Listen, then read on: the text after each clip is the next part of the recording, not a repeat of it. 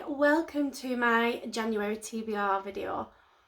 I can't believe, I can't believe that 2020 is almost over. It's like it's been a really weird year because I've done nothing other than work and be locked in my house with my family. But it's gone really fast as well. It's bizarre. So I just can't, I can't get my head around that I'm at this point already. What? Ah! Who else has these? What on earth?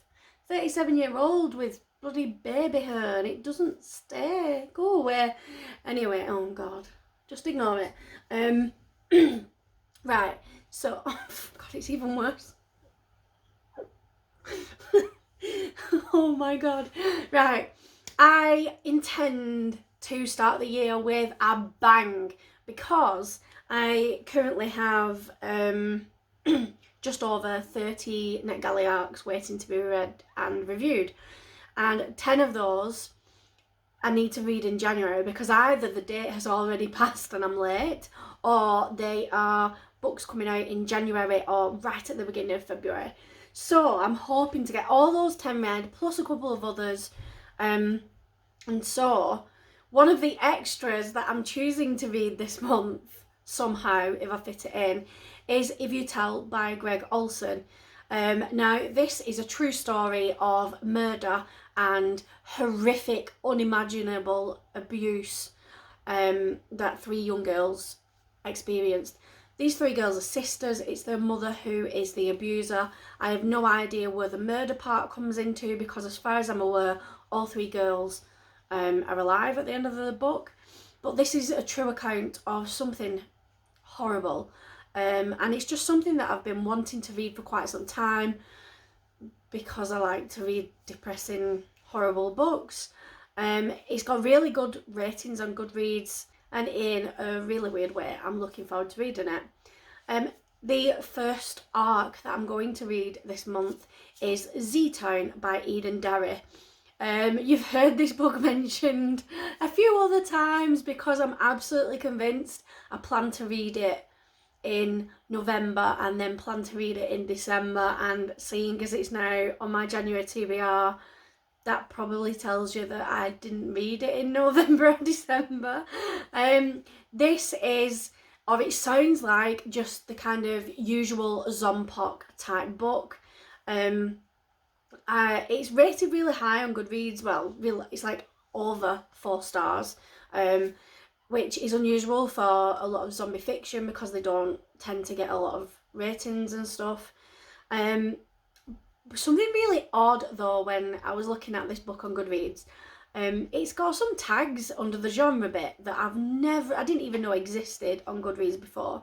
One of them is lesbian fiction, and I didn't know that existed as a Goodreads genre, and also butch lesbian, which I did not know was a tag or a genre or whatever.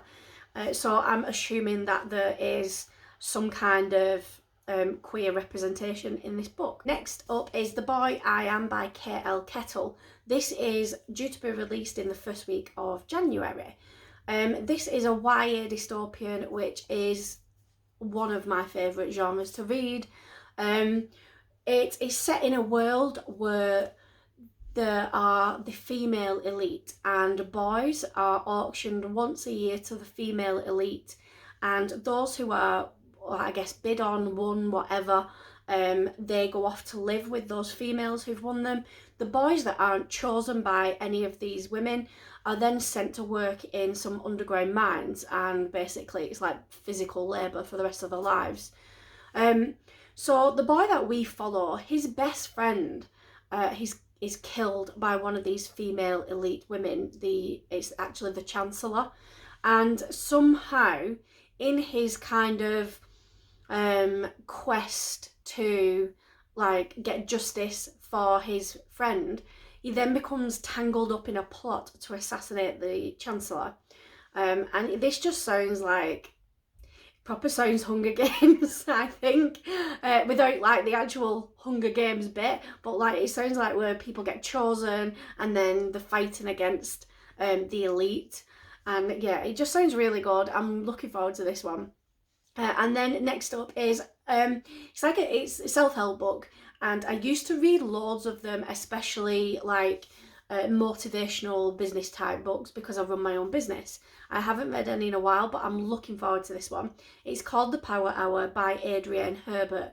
I'm going to be listening to this as an audio book. It's a NetGalley audio arc, and it's basically about having a power hour at the start of your day in the morning to kind of put you on track or get you even ahead of things for the rest of the day and make everything run really well. So it's about developing really great habits in the morning and a good morning routine to get yourself, a good start. So I have high hopes that after reading this, I'm going to be like the best businesswoman ever. And then the next two books are actually kind of like on a similar line. I didn't plan it like that, but I'm really excited to read both of them. And the first one is one that I picked off my own medical memoir shelf just behind me. I've actually owned this for a good couple of years and just never got around to reading it. It's Working Stiff by Judy Melinek. Judy works as a medical examiner in America, and it's about the kind of cases that she's worked on, the people that she's had to perform autopsies on, what she was looking for, the kind of background to what happened and how they died, things like that. It sounds so interesting, and it's something obviously I would never do in my life. So yeah, I'm really excited about this. I can't wait. And then the other one that's very similar is called How to Solve a Murder by Derek Tremaine. This is another NetGalley audio arc that I've got. And this is real life accounts from somebody who works in forensic medicine. Now, Derek has worked in the UK on some of the biggest cases across the UK, from mass disasters to like really what's the word, like not famous but murders basically that that's all over the newspaper. And he talks about some of the cases he worked on, some of the unusual stuff that he's come across in his line of work. And from what I know about Derek, he actually developed some kinds of forensic science techniques, and is seen as a pioneer in the field. So I think that is going to be fascinating as well. And just to keep this cheery mood going, I am going to be reading Leave the World Behind by Rumaan Alam. This is another NetGalley arc, and this is, I'm not sure if it's dystopian or thriller or what. It's one of those books that I guess it's multiple genre.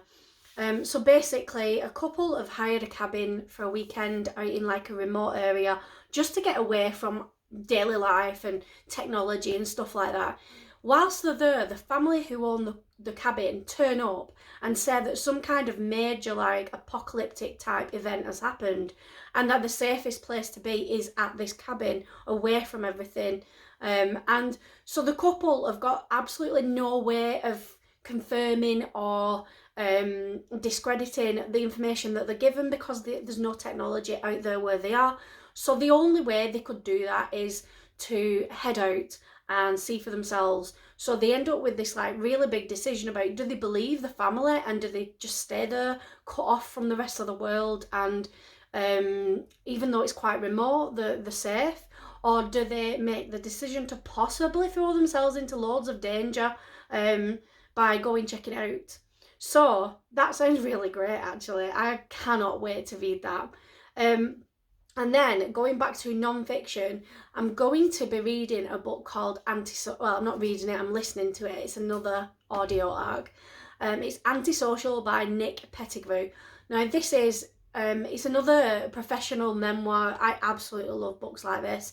This one is, I've never come across anything like this before. So this is the professional memoir of somebody who is an antisocial behaviour officer in the UK.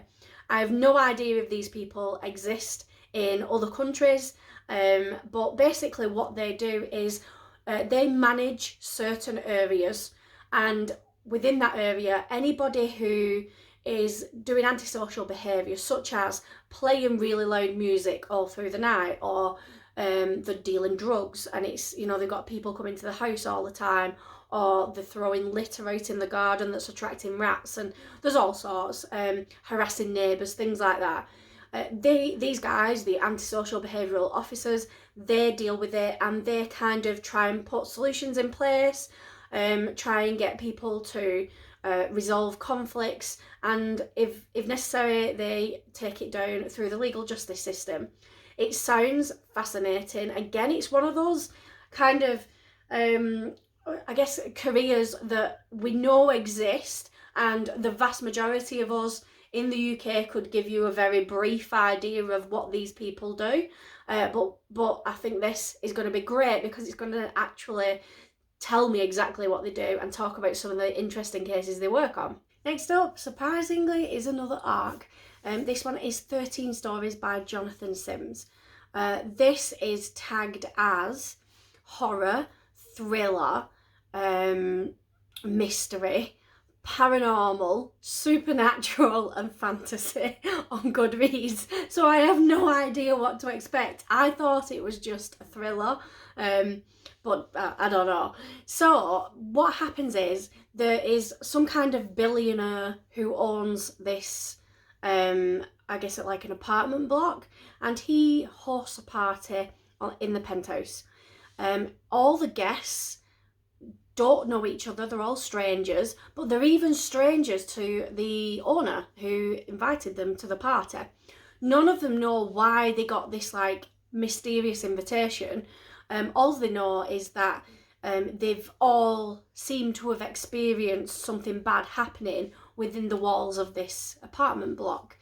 Why these people would turn up to a party where they don't know anybody, they don't even know the host, and it's been a terrible time when they've been there before, I have no idea, but they do.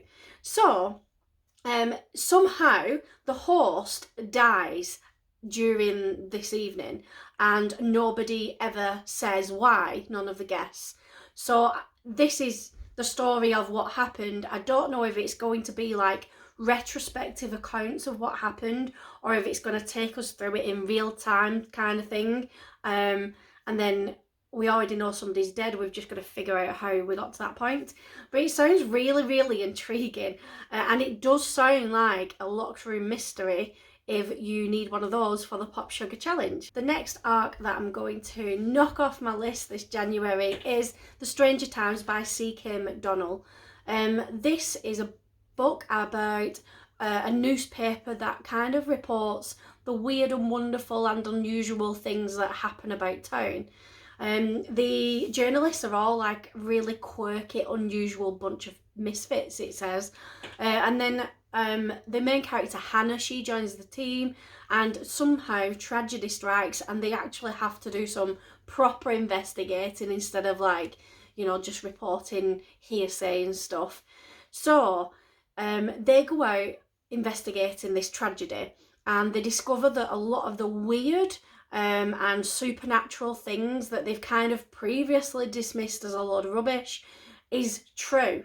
And there's a lot of other dangerous forces out there as well.